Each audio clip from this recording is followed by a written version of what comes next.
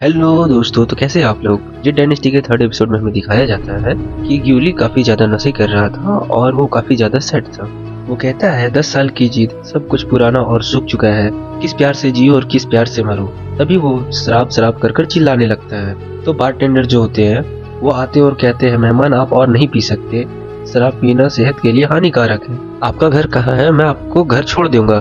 तभी ग्यूली उन्हें साइड कर कर शराब का मटका उठा लेता है और उसे पीने लगता है, जिसे देखकर वो काफी ज्यादा परेशान हो जाते हैं। ग्यूली कहता है, घर, मेरा घर कहाँ है, क्या मैं वापस जा सकता हूँ। और यह कहकर वो और शराब पीने लगता है। बारटेंडर ग्यूली के बंदर को कहता है, बदमाश बंदर, तुमने भुनी हुई चिकन खाई है ना। और यह कहकर उसे भगाने लगता है। उधर से एक लड़की आती है और कहती है, सियोभी तुम यहाँ कैसे।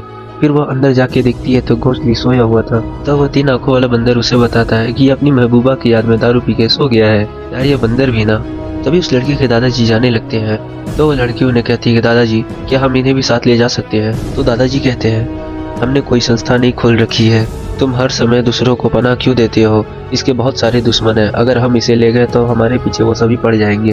तो वो लड़की कहती है, घोंसली कोई और नहीं है, ये मरने वालों के बीच में इसने मेरी जान बचाई थी, मैं इसे अकेला नहीं छोड़ सकती। इसके बाद हमें घोस्ट किंग को दिखाया जाता है, जो बियाओ के पास बैठा हुआ था और उसे कहता है, तुम अपनी माँ से बहुत मिलती हो, गुस्से में भी। इतने सालों से मुझे सिर्फ यह डर था कि मैं कहीं तुम्हारे साथ कुछ गलत न कर बैठूं। इसके बाद मैं तुम्हारी माँ को शक्ल भी नहीं दिखा पाता। इसके बाद हमें घोस्ट किंग के सर्वेंट्स को दिखाया जाता है, जिसमें से एक लड़की कहती है, 3 दिन हो गए हैं, मास्टर अभी तक बाहर नहीं आए। तभी घोस्ट किंग बाहर आ जाता है, जिसे देखकर वो हैरान हो जाती है। घोस्ट किंग कहता है, मैं बूढ़ा हो गया हूँ ना। तभी उस सर्वेंट के साथ वाला आदमी कहता है, ग्रेट विजार्ड के गुजरने के बाद मैंने खुद ही फैसला लिया और उनका अंतिम संस्कार कर दिया। घोस्ट किंग कहते हैं, ओल्ड मैन ने अपनी सारी शक्ति खर्च कर दी, बियाओ की आत्मा ठीक की। हालांकि सफलता नहीं मिली, लेकिन घोस्ट किंग के लिए ये काफी बड़ा एहसान है। और फिर घोस्ट किंग कहते हैं, डिप्टी चीफ ने एक लेटर छोड़ा है और मास्टर को किरिन गुफा वापस भेजने को कहा है। मास्टर को वापस भेजने के बाद जिन ट्राइब में कोई अगर तकलीफ होगी, घोस्ट किंग सेक्ट उसकी मदद करेगा। फिर घोस्ट किंग उस लेडी से कहता है, वह कहाँ है। तो वह लेडी कहती है, उसने अपने आप को 3 दिनों और 3 रातों से बंद कर रखा था और आज सुबह चुपचाप से कहीं चला गया। इसके बाद वो दोनों चले जाते हैं। फिर हमें दिखाया जाता है कि उनके पास व्हाइट टाइगर सेक्ट से मैसेज आता है, जिसमें उन्हें बताया जाता है कि 10,000 माउंटेन्स में खतरा मंडरा रहा है। तो घोस्ट किंग कहते हैं, क्योंकि बियाओ चली गई है तो मैं इसका हिसाब हेवन से भी चुकता करूंगा। फिर हमें एक शख्स को दिखाया जाता है, जिसके पास एक लेटर आता है, तो वह उसे बर्न कर कर उसे पढ़ने लगता है। फिर वह वहां से पढ़कर चला जाता है। उससे एक लेडीज पूछती है, क्या हुआ था। तो वह कहता है, मुझे नहीं पता था कि इसमें इतने उतार चढ़ाव आएंगे। फिर वह उस लड़की से कहता है, तुम्हारा बहुत बहुत शुक्रिया इतना सपोर्ट करने के लिए, अब तुम जाकर आराम कर सकती हो।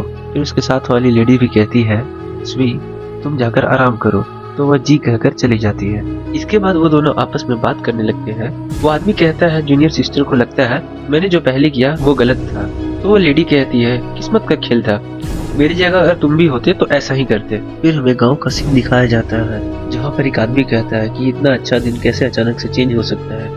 तभी ढेर सारे इंसेक्ट्स उन पर हमला कर देते हैं और वहाँ पर बीच डीमन भी आ जाता है और कहता है, तुम जिन्हें बचाते हो वो शत्रु आज भी बोरिंग ही है। फिर वो एक निशान के पास जाता है और कहता है, ये निशान बहुत पुराना है पर इसकी ताजगी अभी भी है। फिर वो वहाँ से अपने एसेंस को उठाता है, कुछ डिमंस को बुला लेता है और उन्हें कहता है, जाओ उसे वापस ले आओ। इसके बाद हमें ग्यूली को दिखाया जाता है, जिसके अंदर से डार्क पावर निकल रही थी। फिर जो आदमी उसे उठा रहा था वह कहता है, क्या इस बोझ को उठा के हमें विन यूंग तक पहुँचाना होगा, कहीं हम रुक नहीं सकते। तो वो बूढ़ा आदमी कहता है, हाँ हमें रुकना चाहिए। तो वह लड़की कहती है, इसे जंगल में छोड़ना यानी इसे मारना होगा, हम इसे जंगल में अकेला नहीं छोड़ सकते। तो वह आदमी उसे कहता है, तुम इसे बहुत कम आंक रही हो।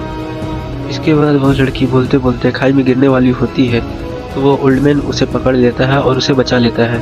वो लोग देखते हैं काफी सारे लोग किंग यून पहाड़ की तरफ निकल चुके हैं, ताकि वो लोग वहाँ पर सेफली स्टे कर सके। तभी ओल्ड मैन कहते हैं, रात हो गई है, हमें यही रुक कर रात गुजारनी होगी। इसके बाद हमें घोंसली को दिखाया जाता है, जो बोनफायर के सामने सो रहा था और बाकी लोग अगल बगल में सो रहे थे।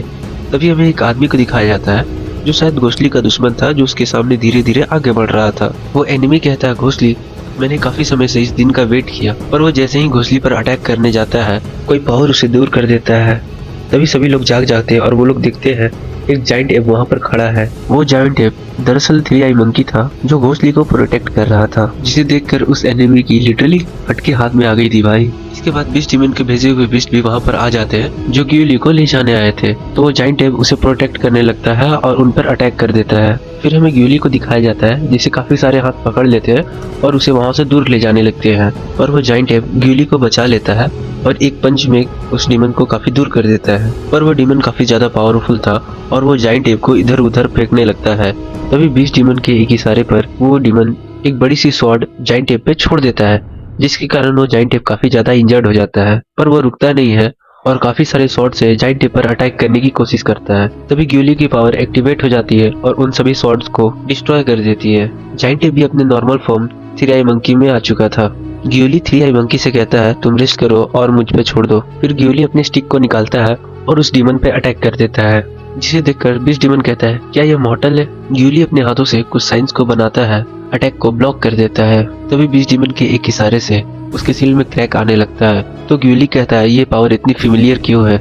इसके बाद ग्यूली के अंदर से कुछ पावर एक्टिवेट होने लगती है और उसे कुछ पुराने विजन्स आने लगते हैं, जिसमें वो एक बड़े से डिजास्टर को देखता है और उसमें स्नो गर्ल अपने मास्टर और उसकी वाइफ को देखता है जो मर रहे थे धीरे धीरे, जिसे देखकर वो कहता है ये अभी अभी क्या देखा था मैंने। तभी वो डीमन भागने की कोशिश करता है तो ग्यूली उसे रोकते हुए कहता है तुम भागना चाहते हो और उसे जमीन पर पटक देता है।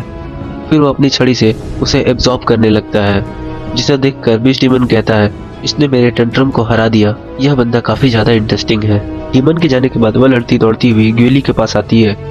तब वह देखती है ग्यूली अपने थ्री आई मंकी को हील कर रहा है। तभी वह एनिमी दौड़ता हुआ ग्यूली के पास आता है और उसे कहता है ग्यूली तुम अभी तक मरे नहीं, क्या तुम मुझे मारना चाहते हो। तो वह एनिमी कहता है हाँ मैं अपनी फैमिली का बदला तुमसे लेना चाहता हूँ।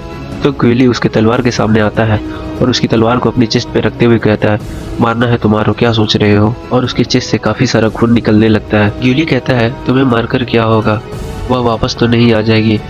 10 साल क्या क्या नहीं किया मैंने उसके लिए, मैं जीता क्यों हूँ। यह कहकर ग्यूली आगे जाने लगता है। तभी वो लड़की पीछे से उसे रोकती है और कहती है तुम्हें क्या हुआ, तुम कहाँ जा रहे हो। तो ग्यूली कहता है मैं कहाँ जा सकता हूँ, मुझे कहाँ जाना चाहिए। और इसी सैड मोमेंट के साथ हमारा ये एपिसोड खत्म हो जाता है।